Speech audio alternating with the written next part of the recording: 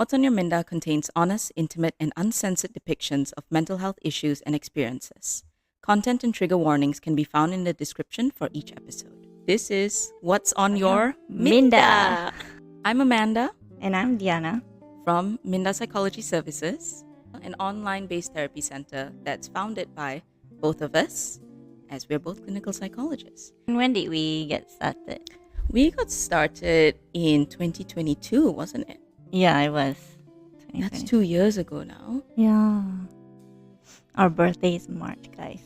Minda is it's an Aries. Oh my god. Fiery. Okay, that's for another episode.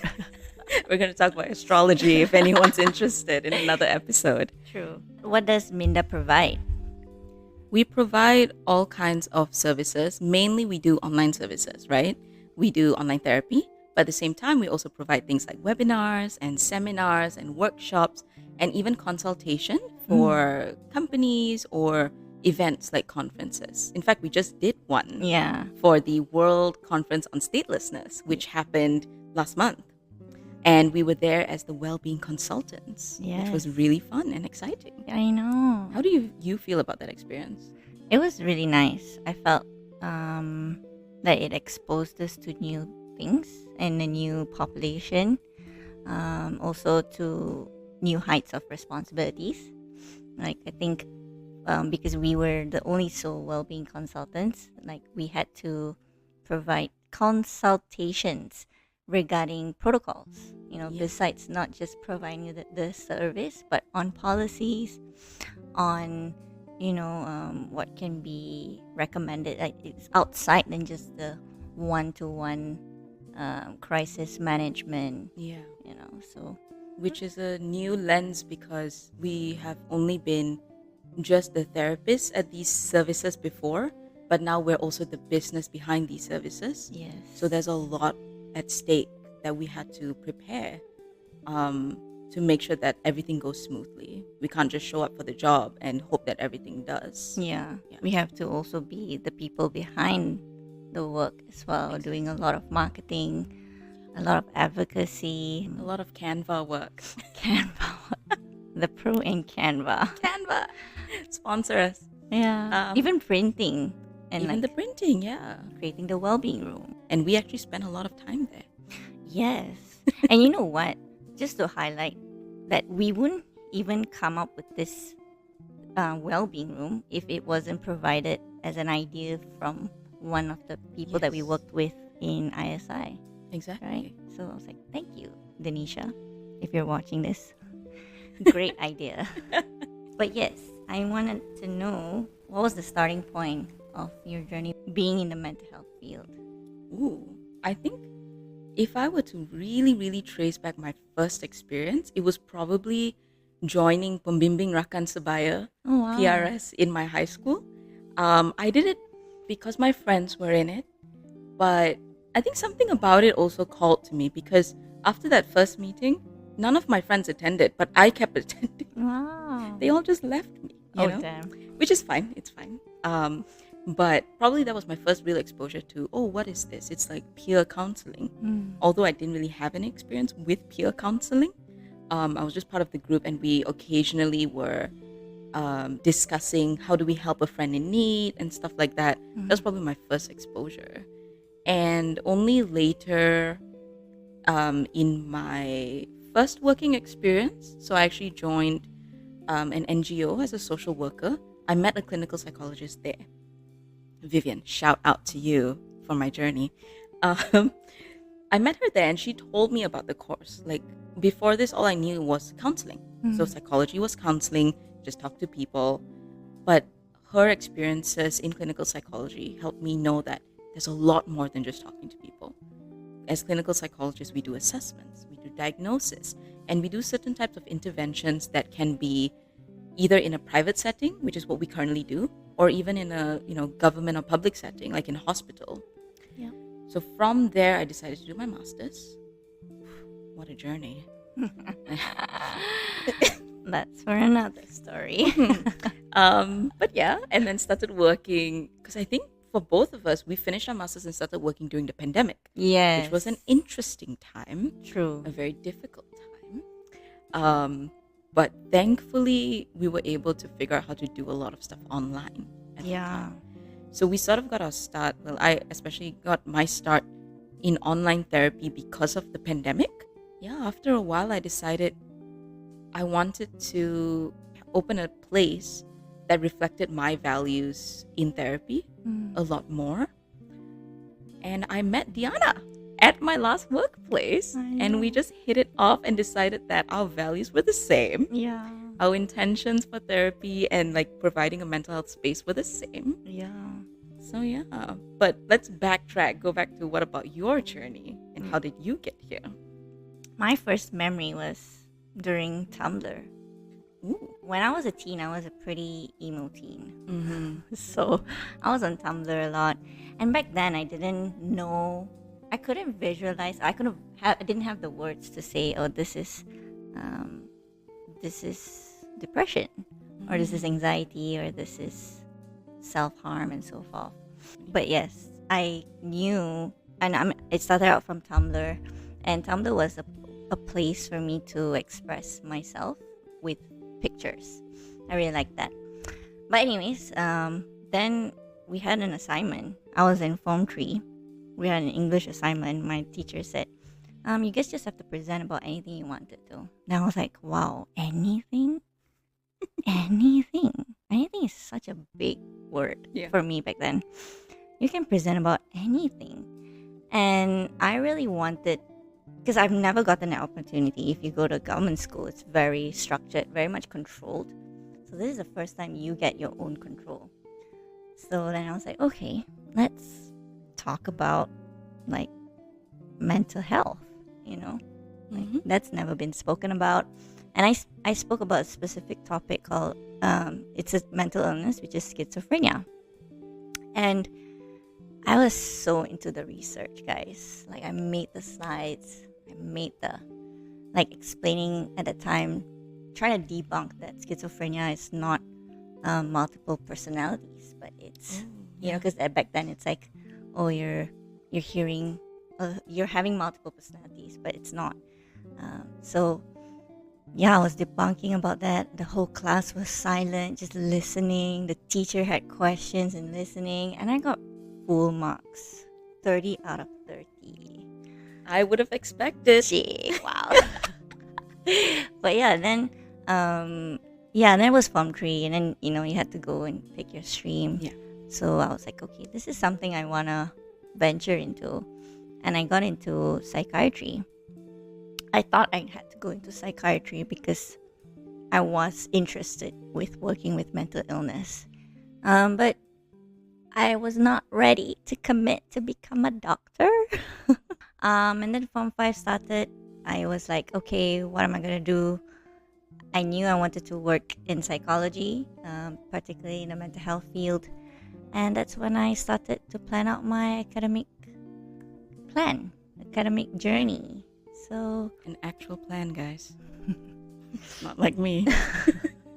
no, it's very interesting because there's two different ways and how people can get into this field. That it doesn't necessarily have to be like super type A all the time, and that everyone has different ways of getting into it. I'm curious to know, what is some of your peak and pits of being in this field or working in this job? Let me start with the pits. Okay. Because I've got stuff that immediately popped into my head when you asked about that. So one of the times I had probably my first real burnout was during my master's program. Because before that, I would say, I'm pretty grateful for having enough academic ability to continue through life without too much difficulty. But master's is a different situation. So that was like one of the pits where I recall between my internal practicum, which I did with my university, and finding a place for external practicum, I couldn't find a place. Mm. And I think it was like the last interview, the last opportunity I had to secure a place. Otherwise, I'd just be repeating internal practicum for another 2 semesters. Mm. And I went to the interview, and I think halfway through the interview, I just broke down Oh. because they were questioning me. I think now, thinking back, rightfully so, they were questioning me about things that were necessary. Mm. But there was definitely a tone that hit me really deeply because I was definitely not on top of my game already. So like the questions came in like, why you haven't, why you took so long to find a place? Why haven't you gotten a place yet? What did your last supervisor teach you? You don't even know how to answer this question. And I was very, taken aback that this was the vibe I'm getting from a future supervisor. Mm-mm. Right? So immediately, because I'm the type of person that if I get frustrated or if I get really overwhelmed, tears just come down. So in that moment, I just broke down. Mm. And it was that kind of sobbing cry.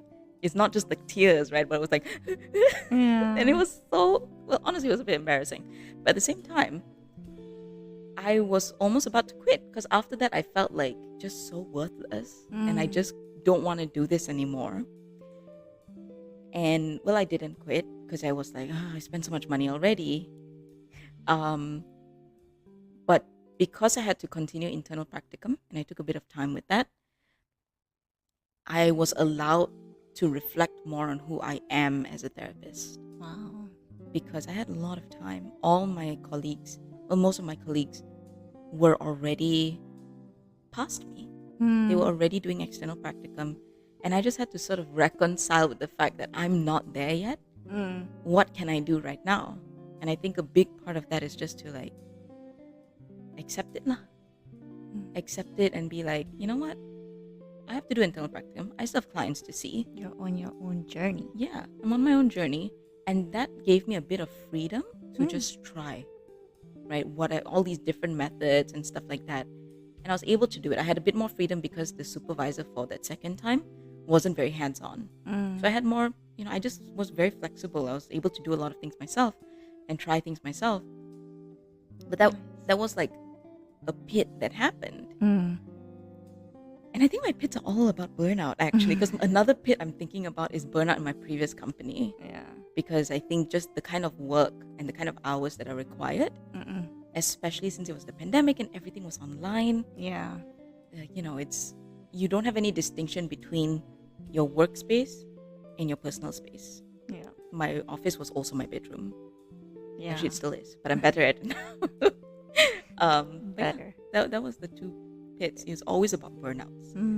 But I could say since I left the previous company and we have this space here that really I feel this is something that is close to me and something I want to work on, I've not had burnout since. Oh my gosh. Yay. Glad to hear that. No, thank you. Which I guess it's a peak. A peak is definitely starting my own center with you. Nice. And working together as we grow in our center.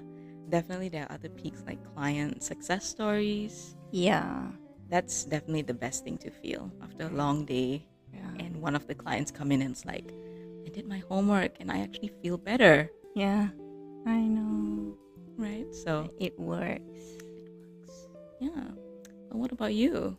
I was thinking about it, like it happened recently where when you when you're in the session and you reflect back to your client and they have the aha moment or like the epiphany. Light bulb. Yeah, that is so satisfying. It's just, and that's a skill. Yeah. I feel like that's a skill. Like how you present it, how do you conceptualize all this information that you've received and present it in a way that's non-judgmental, that has the pure intention of wanting to be as a matter of fact. Yeah. And let the client have their freedom and space to perceive it and use it on their own way and however that way is, right? I think that's probably one of the peaks for me. Like probably why I still do why I'm still in this field. Because not gonna lie, the field definitely has a lot of pits. Very true. Burnout is one of the main things, but if you really look at how it's structured, what brought you to burnout? It's probably because the lack of support, the lack of access to information, resources. You know, who do you talk to? Who do you ask about these things? You know, not knowing yourself, what burnout looks like at first, not being told about therapist burnout, or like being burnout about, you know, until later on and you learned about it, and then you're like, oh wait, oh, this is you know. And yeah, it's a lot of pits, and having to constantly, how to say, put yourself on the map, and needing to fight for your spot. Like, why do we matter? And it can definitely, for me, like, my biggest pit is the imposter syndrome. Like, wow, so annoying. Just so annoyed with the imposter syndrome. Right. But I get it, you know. I am at a place where I get it, try to embrace it, and I try to utilize it in a way that it helps me, that it keeps me accountable to my own professional development, my own ethics, ethical standards, practices. But it's exhausting. Like, It is. constantly thinking, second guessing yourself, doubting yourself. Did I say the right thing? Did I do enough? Oh. Yeah. And that's your internal thing. What about the external? You know, people say, what is therapy about? Like, all you do is just talk. I don't need therapy. Yeah. I'm not crazy. Yeah. I don't know, crazy. Such a statement. Saya bukan gila. Apa nak pergi jumpa doktor? Tak gila pun. Yeah. So, and not just within the space of people or like the rakyat, but also in institutions. Yeah. You know, like, why do we need to hire you? Is your worth and value important? Exactly. We think we can get what you're providing, but on a cheaper rate.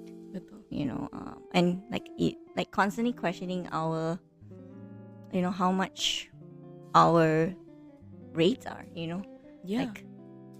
Like you said, worth lah. Yeah, and the value. So there's definitely a lot of pits in this field, but so it's important also to like recognize what truly drives you from within, because I really feel that it's needed to sustain yourself, especially if you're gonna try to last as long. Yeah. Any thought to close our cute little chaotic first episode? So panas.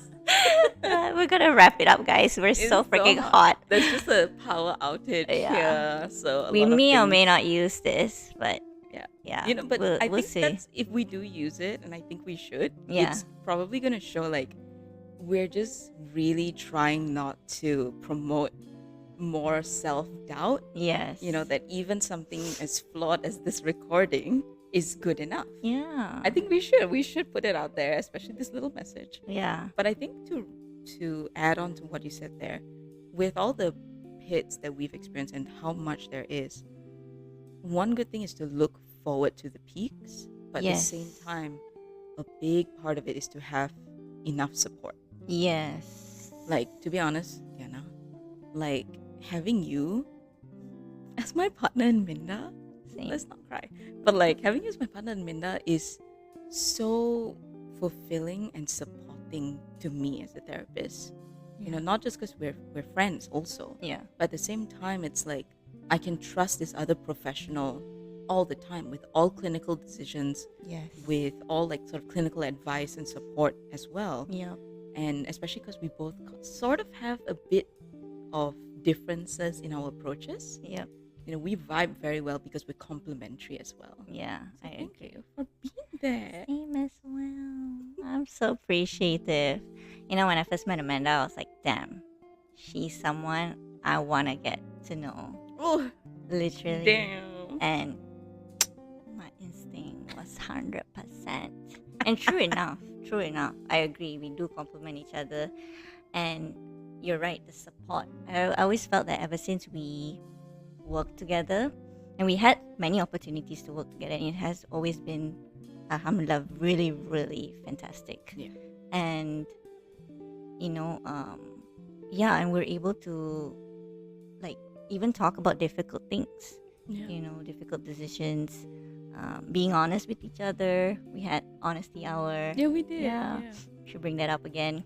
Knowing that, okay, if I have, if I've had a stressful session or if I need to discuss a case, I can set up peer supervision, and Yeah.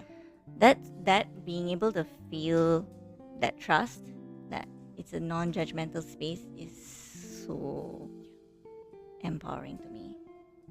So thank you. Thank you. That's how I know she's the one for me. Nobody knows me like you do know. Yeah. Generally, while we're talking about how we got here, how we got to becoming private, like a private practice through our own journeys, I think there's definitely more here that we can talk about. For sure. And that's also something we can post to the audience Yes. who are listening or watching. Feel free to let us know what else you want to hear from us. Because I would say that even our experiences in practicum is very different. I was private practice all the way, and Diana was in hospital. Yes. Right? So there's definitely a lot more to uncover and Oh yeah. explore together. Yeah. But yeah, any last words, Diana, for people watching? Comment, like, and subscribe.